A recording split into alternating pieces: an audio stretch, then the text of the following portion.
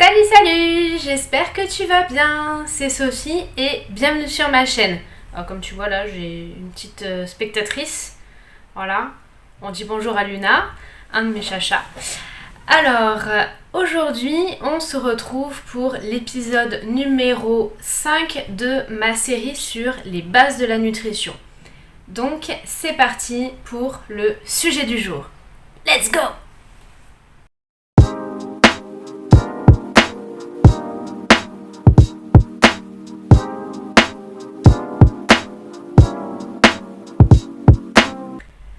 Donc, comme tu l'as vu, le sujet du jour sont les fibres alimentaires. Donc, on va faire comme d'habitude la définition, la classification, les rôles de chaque type de fibre et bien entendu leur source alimentaire. C'est bon?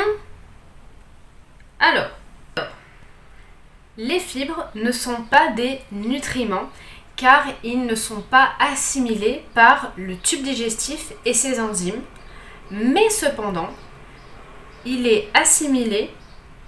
elles sont assimilées,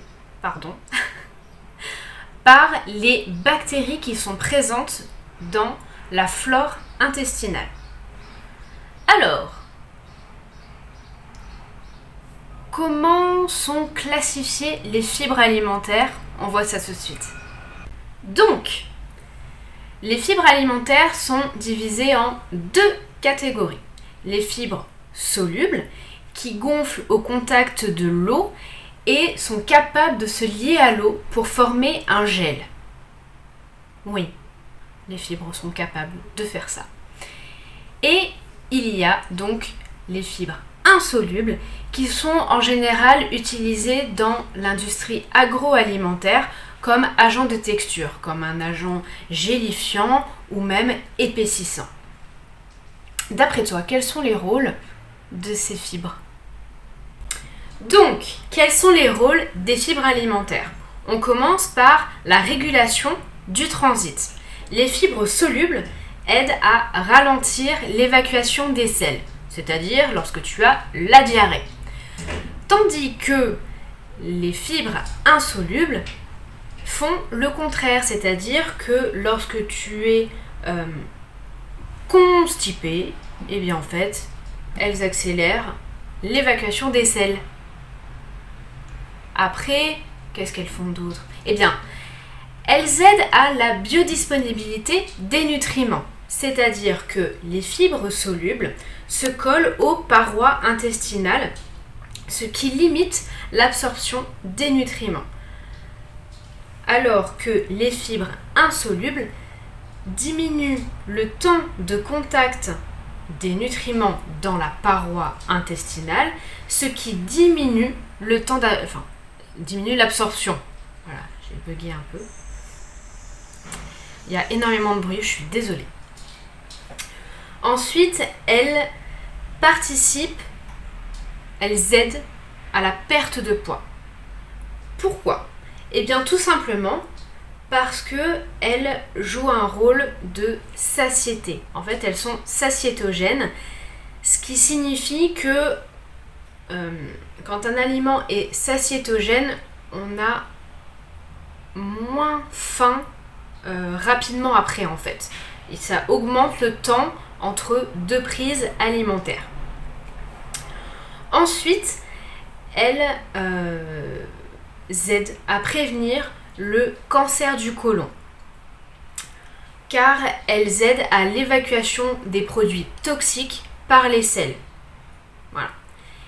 Et enfin, elles participent à l'équilibre de la flore intestinale et renforcent le système immunitaire. C'est bon? Tu as tout noté? On passe aux sources alimentaires.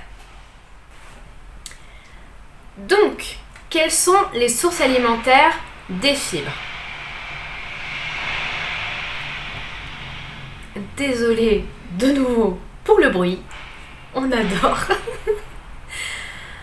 Donc, pour les fibres solubles, tu peux trouver les céréales, essentiellement non raffinées, excepté le riz.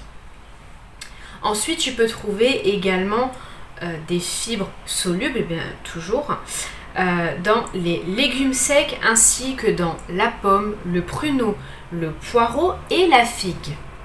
Alors que les fibres insolubles, tu peux les trouver dans les fruits et les légumes frais et également du coup dans le riz.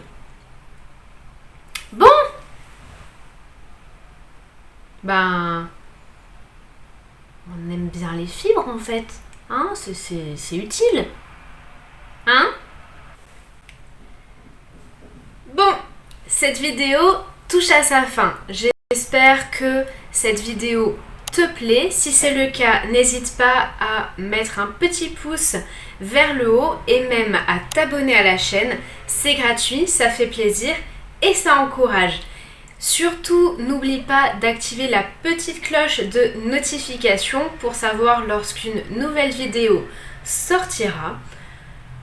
Et tu peux laisser un commentaire hein, si tu as quelques idées pour une prochaine vidéo. Je n'hésiterai pas à peut-être en faire une. Et moi, je te fais un gros bisou. Je te dis à dimanche prochain pour un nouveau rendez-vous nutrition. Et surtout, prends soin de toi au naturel.